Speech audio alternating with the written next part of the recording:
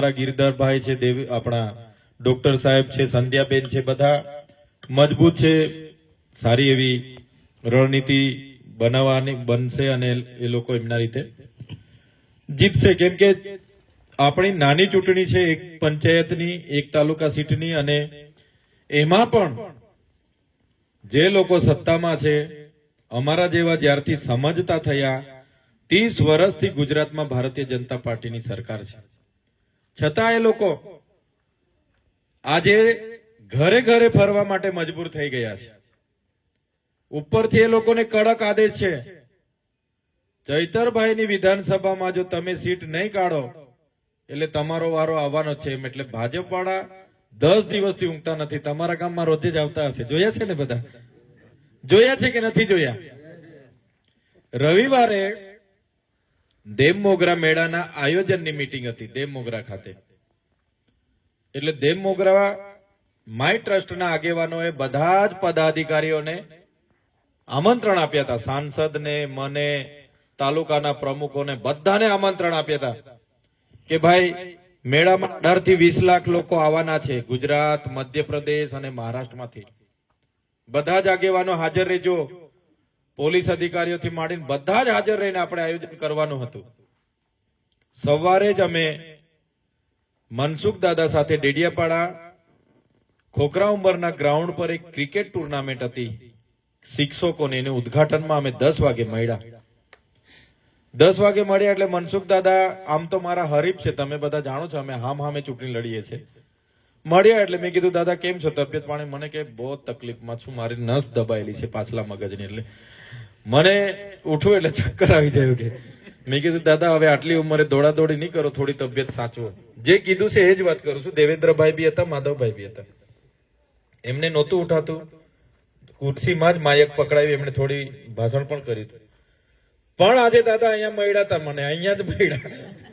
હું આજે આવ્યો ને અહીંયા જ મળ્યા. તે દિવસે મને કીધું કે મારી તબિયત નહીં હારી એટલે હું દેવમોગરા નથી આવતો, તમે જરા રજૂઆત કરજો. પણ દાદા છે ને તે દિવસે બી ઝાંકની બેઠક લેતા હતા, ઝાંક ચૂંટણીની, ધવલીવર બી આવેલા. તો એટલું બધું સરકારનું પ્રેશર છે. પેલા બિચારા બીમાર છે તો બી હકના નથી રહેવા દેતા કે તમે જાઓ. ચૈતરભાઈ કેમ ના અહીંયા જીતીને સરકાર સામે બોલે? ચાલે નહીં. ચૈતરભાઈ આદિવાસીઓનું કેમ બોલે? ચાલે નહીં. એટલે ભાજપના લોકોને અહીંયા પડે પથારે રહેવાની સૂચના છે ઉપરથી. એ લોકો ગમે તે થાય, ખવડાવો, પીવડાવો. અમારે ત્યાં તો 3 દિવસ 4 દિવસ પહેલાના ઝાંક બેઠક પર એ લોકોના બકરાઓ મારવાનું ચાલુ કર્યું છે. બકરાઓ મારે છે કે ગામમાં બે. મેં લોકોને કેમ છું, મેં તો આજે જ પ્રચારમાં આવ્યો છું. પણ આવું ચાલુ, આજે નાની ચૂંટણીઓમાં પણ આટલું બધું ચૈતરભાઈને કઈ રીતના પાડી દેવાય એના માટે લોકો રાજનીતિ કરવા નીકળી પડ્યા છે. લોકો બધા સારી રીતે જાણે છે, સમજે છે કોને મત આપવાનો છે, બધાને ખબર છે. આજે 30 વર્ષથી ભારતીય જનતા પાર્ટીની સરકાર છે. ચૈતરભાઈ ચૂંટાયા અને 2 વર્ષ થયા. બૂમ મારી મારીને ગળું બેહી ગયેલું છે કે ભાઈ અમારે ત્યાં માસ્તરો નથી. 100 નિહાળોમાં પ્રાથમિક શાળાઓમાં 1 માસ્તર છે. પહેલા ધોરણથી લઈને 8મા ધોરણ સુધી 1 જ માસ્તર ભણાવે છે. તમે જોતા હશો મારા વિડીયો. કેટલી વાર કેમ છું, માસ્તરો મૂકી આપો, છતાં નથી મૂકી આપતા. 54 જેટલી આપણી ડેડિયાપાડા સાગબારામાં 54 જેટલી નિહાળો એવી છે, એ નિહાળોના મકાનો નથી. છોકરાઓ કાં તો ગામના કોઈ ભાડે મકાનમાં ભણે છે, કોઈ ઝાડ નીચે ભણે છે, કોઈ સરકારી બીજા કોઈ બાલવાડીમાં ભણે છે, મકાન જ નથી. આપણા નર્મદા જિલ્લામાં કેટલી 12,320 બાળકો તો અતિ કુપોષણથી પીડાય છે. જ્યાં દુનિયાની સૌથી ઊંચી પ્રતિમા છે એ નર્મદા જિલ્લો આજે દેશમાં સૌથી 50 જિલ્લા તરીકે દાહોદ અને નર્મદા જિલ્લાની ગણના થાય છે. તો 30 વર્ષ સુધી ચૂંટાઈને શું કર્યું તમે?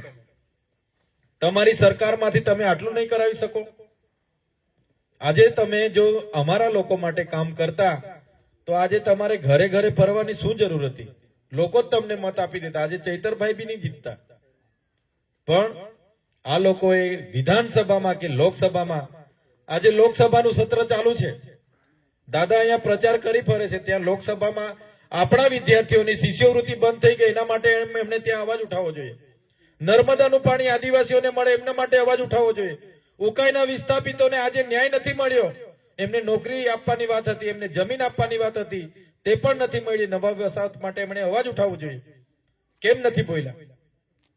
કહેવાનો મતલબ આજે આદિવાસીના કોઈ પણ પક્ષ પાર્ટીના 27 જેટલા ધારાસભ્ય આજે અમારી સાથે વિધાનસભામાં ચૂંટાયેલા છે. ભાજપનો હોય, કોંગ્રેસનો હોય, આમ આદમીનો હોય કે બીજી કોઈ પણ પક્ષનો હોય, પણ આદિવાસી સાથે જ્યારે પણ અન્યાય થાય છે, એક પણ ધારાસભ્ય, એક પણ આપણો સાંસદ બોલવા તૈયાર નથી.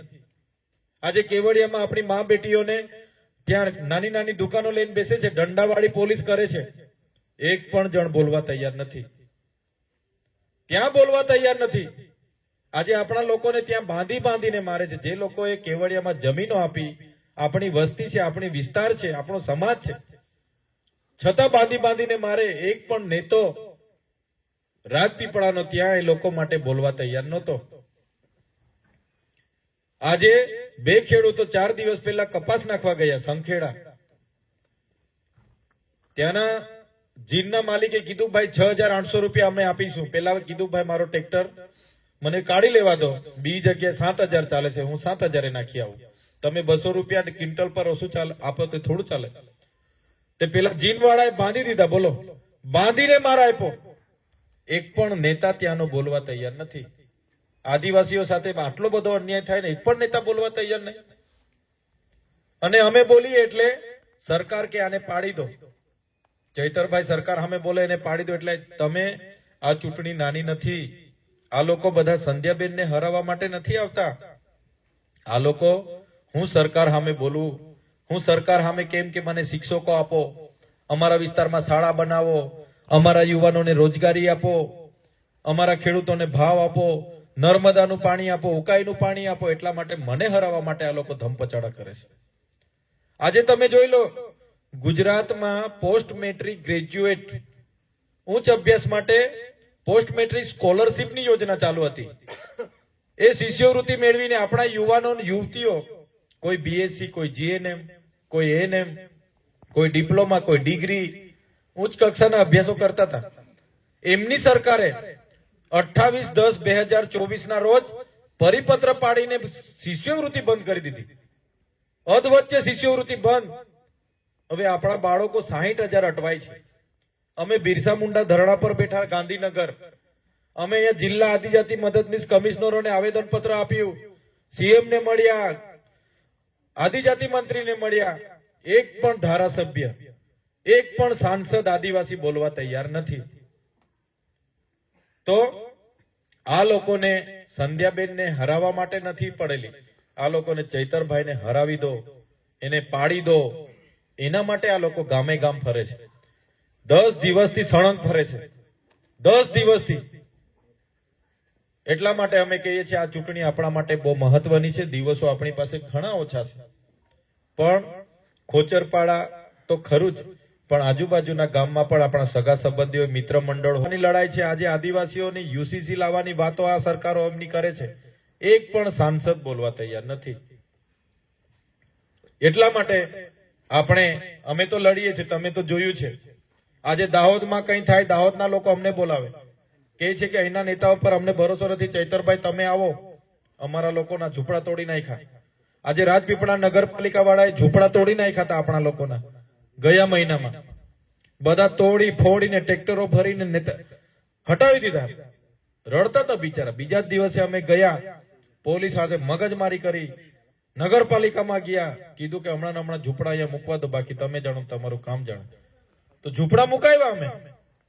આજે અંકલેશ્વરમાં બ્લાસ્ટ થયો, 4 લોકોના ચીથડા ઉડી ગયા, બોઇલર ફાટ્યું. એમના નાના નાના છોકરાઓ, એમની બૈરી, એમની ઘરના બિચારા રડતા હતા. 12 વાગે બ્લાસ્ટ થયો. બધા નેતાઓને ફોન કર્યો, સાંસદને, ધારાસભ્યને. એક બી નેતા ત્યાં જવા તૈયાર નહીં. કંપની વાળાને ડરે આ લોકો. ચૂંટણીઓ આવે એટલે એમની પાસેથી પૈસા લઈ જાય. એટલે 4 વાગ્યા સુધી, 4 કલાક સુધી કોઈ નેતો કે નેતી આવી નહીં. પછી મારા પર ફોન આવ્યો કે ચૈતરભાઈ, અંકલેશ્વર આવું થયેલું છે, તમે આવો. અમે આ દેવાભાઈ, નિરંજનભાઈ, ડોક્ટર સાહેબ બધા ગયા. અમે તો કંપની વાળાને કીધું, ભાઈ શું વળતર આપો છો? આ બિચારાની ધર્મપત્ની, એમના નાના નાના બાળકો તો આજે નિરાધાર થઈ ગયા. એમણે કીધું 3,50,000 અમે આપીશું. અમે કીધું 3,50,000 કોઈનો જીવ જાય એ 3,50,000 ની તમે કિંમત કરો છો. તમે એમને વળતર આપો 1-1 કરોડ રૂપિયા, લડાઈને અમે 30-30 લાખ રૂપિયા અપાવ્યા, ત્યારે પણ આ નેતાઓને નહીં ગમ્યું ને અમારા પર ખોટી ફરિયાદો કરાવી.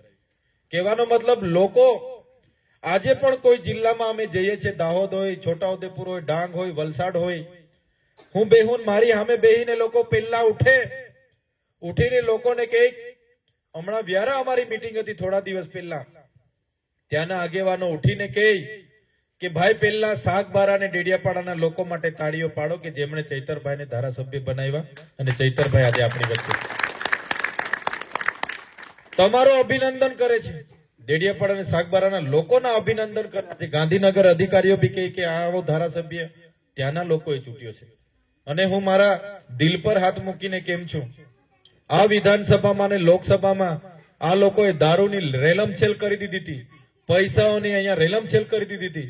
મેં કોઈને એક બાટલી કે બિયર પણ નથી પીવડાવ્યું. મારા દિલ પર હાથ રાખીને કેમ છે, એક બાટલી કોઈની કીધું નહીં તમે આ બિયર પીને મને મત આપજો, કે બાટલી એક દારૂની બાટલી નથી મંગાવી. છતાં મારા ડેડિયાપાડા અને સાગબારાના લોકોએ મને આટલી લીડથી ધારાસભ્યમાં અને લોકસભામાં મત આપ્યા છે. કહેવાનો મતલબ કે અમારી પાસે એટલા પૈસા નથી, અમારી પાસે એટલું એ નથી, સંધ્યાબેન પાસે નથી. અમે કોઈના દરવાજા ઠોકીને રાતે જગાડીને તમને પૈસા આપવા નથી આવવાના કે 1000 રૂપિયા લઈ લો ઝાડુમાં મત આપજો, 2000 લઈ લો ઝાડુમાં મત આપજો. એટલા પૈસા અમારી પાસે નથી. પણ એટલું તો ચોક્કસ અમે કહીએ છીએ કે જ્યારે પણ આપણા યુવાનોની શિક્ષણની વાત હશે, આપણા બાળકોની શિક્ષણની વાત હશે, રોજગારની વાત હશે, આપણી મહિલાઓ સાથે અન્યાય થશે, આપણા ખેડૂતો સાથે અન્યાય થશે, જ્યારે પણ આપણા આદિવાસી સમાજ માટે બોલવાનું થશે, અમે રાતે 12 વાગે પણ આપણા આદિવાસી સમાજ માટે લડવા તૈયાર છે. અમે ઉઠીએ ત્યારથી તમે કદાચ જોતા હશો, તમને પણ થતું હશે કે ચૈતરભાઈની શું આ બધા સાથે ઝઘડા છે. અમારે કોઈ પોલીસ વાળા કે જંગલ વાળા સાથે જમીનના ઝઘડા નથી, મારે કોઈ 2 નંબરના ધંધા નથી, પણ ઉઠી બેઠા અમારે લડવું પડે આપણા લોકો માટે. પોલીસ વાળા અમે લડવું પડે, જંગલ ખાતા વાળા માટે લડવું પડે, જીબી વાળા હાથે લડવું પડે, કલેક્ટર હાથે લડવું પડે, ડીડીઓ હાથે લડવું પડે. કેમ કે આપણા લોકો સાથે અન્યાય થાય તે અમને દેખાતું નથી. કોઈ પણ જગ્યાએ અન્યાય થાય અમે ન્યાય માટે લડીએ છીએ. સાથે સાથે આજે ગુજરાતમાં આખું ગુજરાત આપણને ઓળખે છે, માન સન્માન સાથે ઓળખે છે. આજે ગુજરાતમાં 182 ધારાસભ્ય છે, 165 ધારાસભ્ય તો ભાજપના છે. છતાં આજે ગુજરાતમાં નાના ટેણિયાથી લઈને મોટા વડીલો સુધી ચૈતર વસાવાને આજે ઓળખે છે. કેમ કે ચૈતર વસાવા કામ કરે છે એટલે આજે આખું ગુજરાત ઓળખે છે. અને લડીશું, કરીશું. આદિવાસી સમાજના અધિકારોની વાત અમે કરતા રહીશું, લોકોને કરીશું, જાગૃત કરીશું. અમે આ સરકારને પણ મેં કીધું છે, જો આવનારા દિવસોમાં અમારા લોકોનો આ સરકાર વિકાસ નહીં કરશે ને, તે દિવસે આ સરકાર પાસેથી આદિવાસીનું અલગ રાજ્ય પણ અમે બનાવીશું. એનો મુખ્યમંત્રી પણ આદિવાસી હશે ને અધિકારીઓ પણ બધા આદિવાસી હશે. ક્યાં સુધી બેઠીશું આપણે? લડેંગે જીતેંગે જિંદાબાદ મુર્દાબાદ. ઉઠી બેઠા પોલીસ સાથે લડવાનો. અમારે બી ઘરે બૈરી પોયરા છે, અમારી બી રાહ જોઈએ છે, છતાં અમે લોકો માટે જેલ વેઠવી પડે વેઠીએ છીએ. લોકસભામાં પણ ભાજપમાં લઈ જવા માટે ધમ પછાડા કર્યા, લોકોએ દબાણ કર્યું, હેરાન કર્યા, પરેશાન કર્યા, ઘરનાને જેલો કરાવી, મને જેલો કરાવી કે ભાજપમાં આવી જાઓ નહીં તો પૂરું કરી નાખીશું, ભાજપમાં આવો નહીં તો પૂરું કરી નાખીશું, પૂરું કરી નાખીશું. તો પણ એ લોકો સાથે નથી ગયા અને એ લોકોને કીધું અમે રાજનીતિમાં સત્તા માટે, ખુરશી માટે નથી આવતા, અમે રાજનીતિમાં આવેલા છે અમારા સમાજના લોકોના કામો કરવા માટે આવ્યા છે. તમારી સામે લડીને કરીશું, તમારી સામે લડીને કરીશું. આજે ગામડે ગામડે ફરે છે, અમારા ઉમેદવારને મત આપજો નહીં તો ઝૂંપડા નહીં મળે, અમારો ઉમેદવાર જીતશે તો તમને રેશન કાર્ડનું અનાજ મળશે, અમારો ઉમેદવાર જીતશે તો તમારા રસ્તા બનશે, અમારો ઉમેદવાર જીતશે તો તમારા કટિયાવાળા પૈસા મળશે, તો તમારા ઝૂંપડા મળશે. તમારી સરકાર નહોતી ત્યારે પણ અહીંયા સરદાર આવાસ ને ઇન્દિરા આવાસ મળતા હતા. એ પૈસા તમારા ઘરના નથી, અમારા ટેક્સના પૈસાની આ બધી યોજનાઓ છે. આપણા ટેક્સના પૈસાની યોજના છે.